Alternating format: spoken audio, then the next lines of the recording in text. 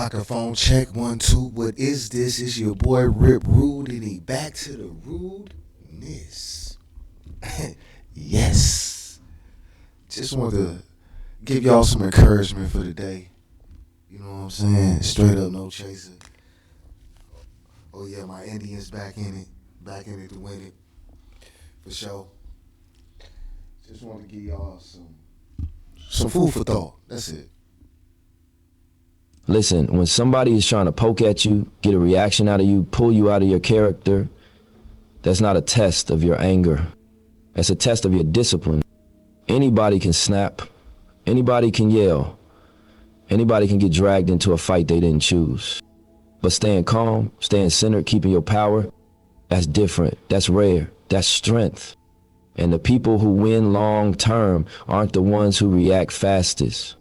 They're the ones who respond wisely. So today, I want to break something down for you. 5 principles, 5 mindsets, 5 ways to hold your peace, even when somebody is pushing every button you've got. Let's get into it. When you start to really understand human behavior, you begin to see that a lot of the energy people throw at you has nothing to do with who you are and everything to do with who they are. People project, people transfer, people unload. And when someone goes out of their way to provoke you, to poke you, to disturb your peace, you have to recognize that it's coming from a place of insecurity, not superiority. It's coming from a place of fear, not strength. Message.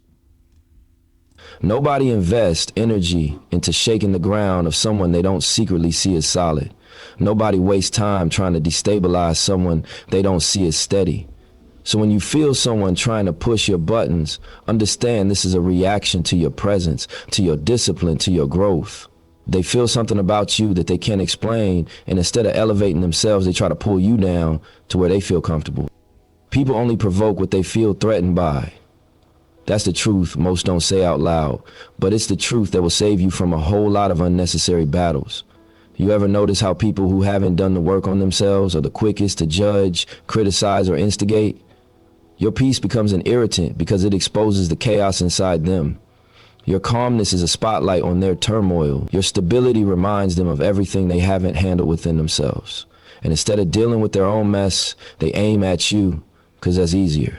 You become the outlet for emotions they don't want to face. A calm person is a mirror. When you don't break, when you don't respond, when you don't give them the reaction they want, they're forced to sit with what they feel. And some people can't stand their own reflection. They can't stand the fact that you're not moved by the same things that control them. So they push, they test you, they try to rile you up just to see if they can pull you out of character. They want to prove that you're just like them, even if you've already grown past that.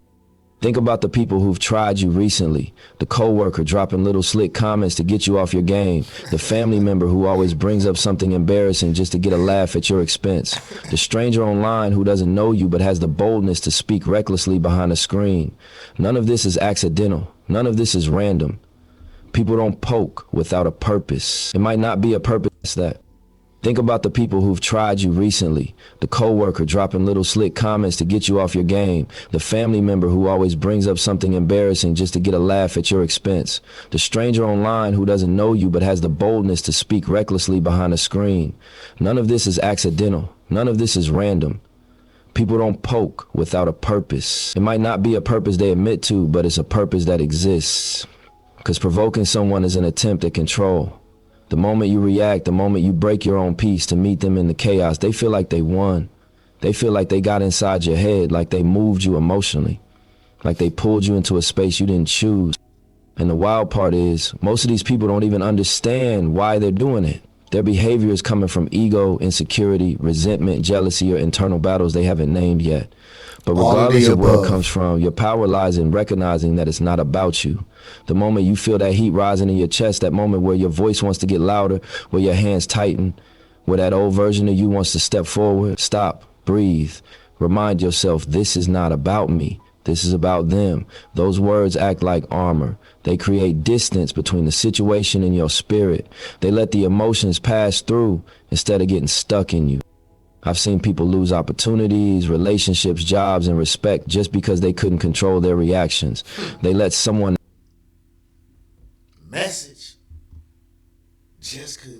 Because you can control your emotions.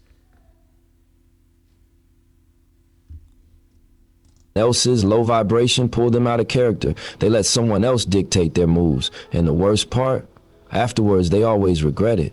They always say, I shouldn't have let them get to me.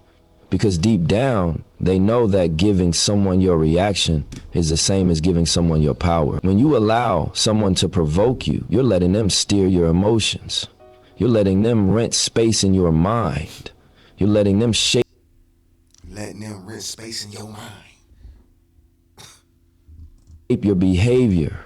That's too expensive of a price to pay for someone who doesn't deserve even a fraction of your energy. Your peace is worth more than their attention.